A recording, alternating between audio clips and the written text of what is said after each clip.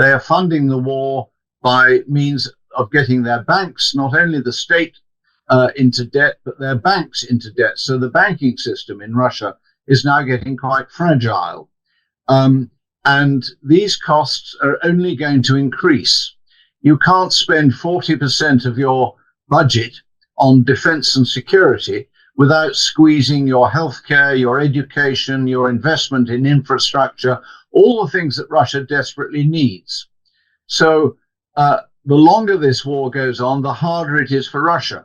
Now, Putin's calculation is that he can force Ukraine to give up, that Ukraine cannot sustain the war as long as Russia.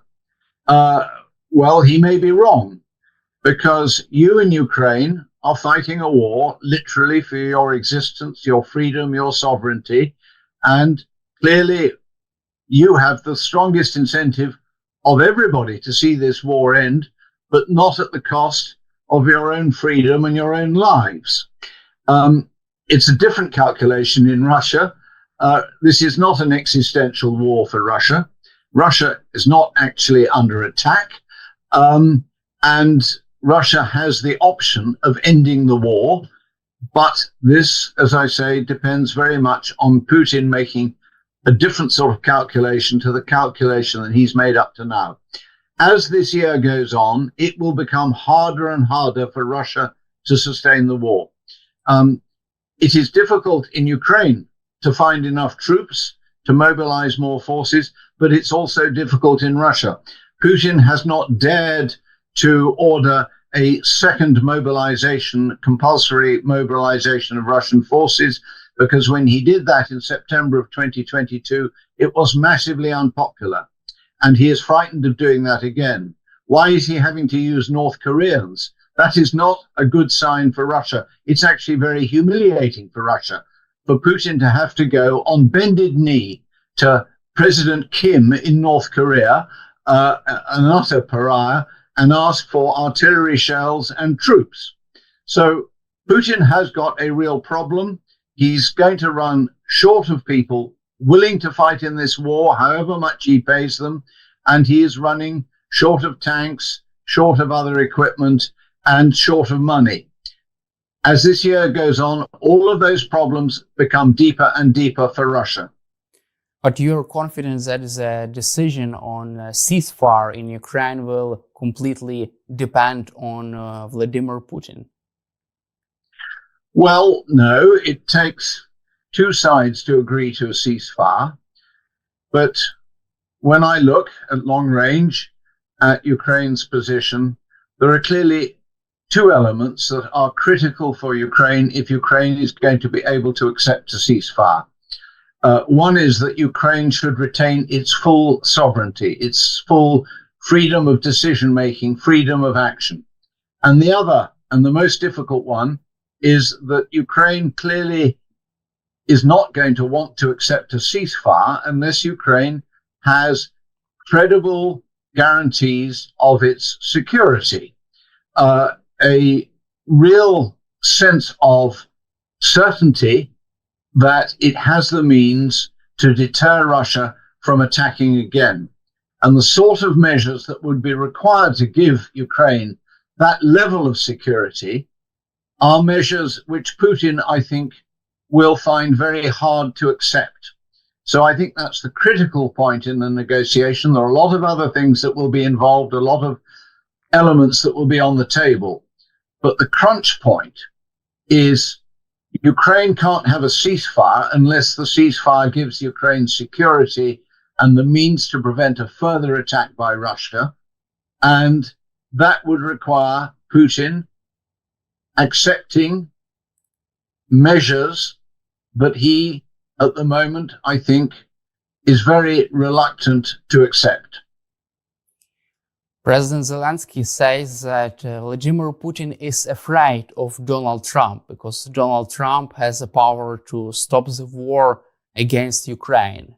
Do you also believe in that Putin is afraid of Trump?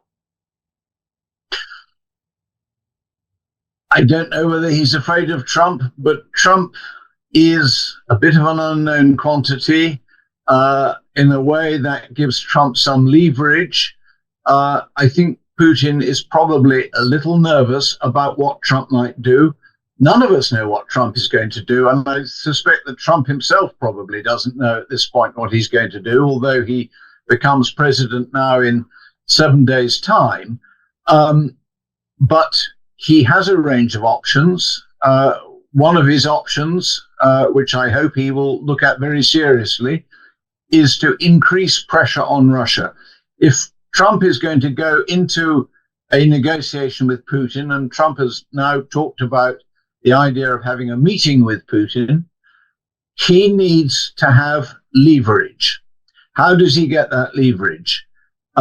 It seems to me there are two obvious ways that Trump gives himself some leverage in a negotiation.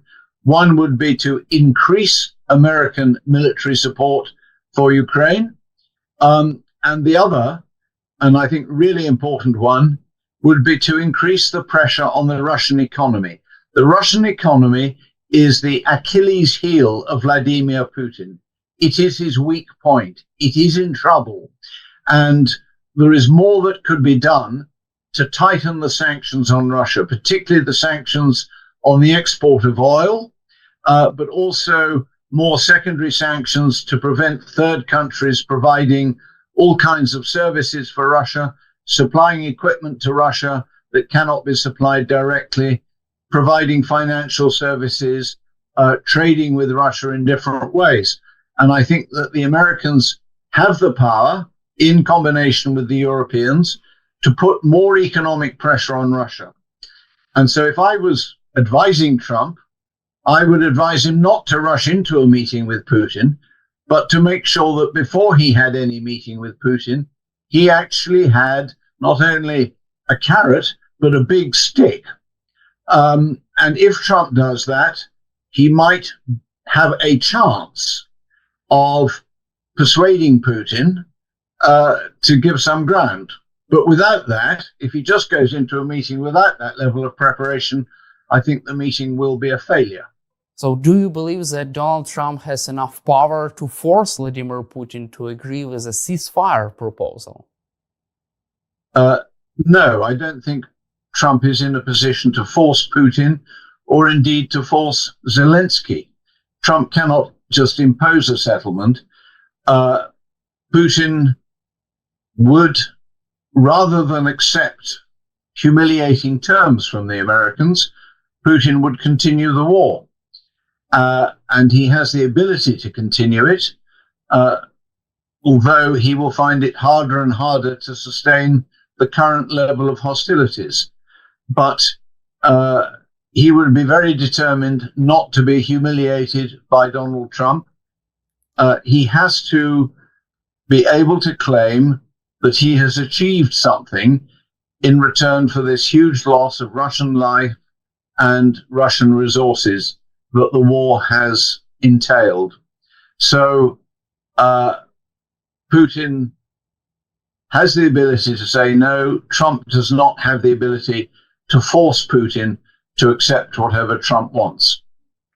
Even if he sends Ukraine military aid, allows to strike inside Russia, and imposes even tougher sanctions on Russian economy? That would increase the pressure on Putin, and I think Trump should do that, because that will give Trump leverage. But it doesn't mean that Putin would, as it were, at that point surrender to Trump. Putin will not surrender to Trump, but it would mean that Trump had a stronger hand to play in a negotiation with Putin. So you can't force Putin, but you need to persuade Putin, and persuade him not by offering him rewards, but by putting more pressure on Putin. That's what Trump needs to do.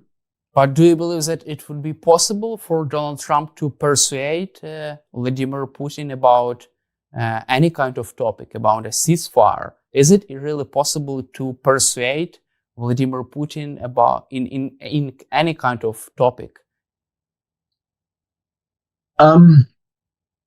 It's possible. It's not easy. I think it's possible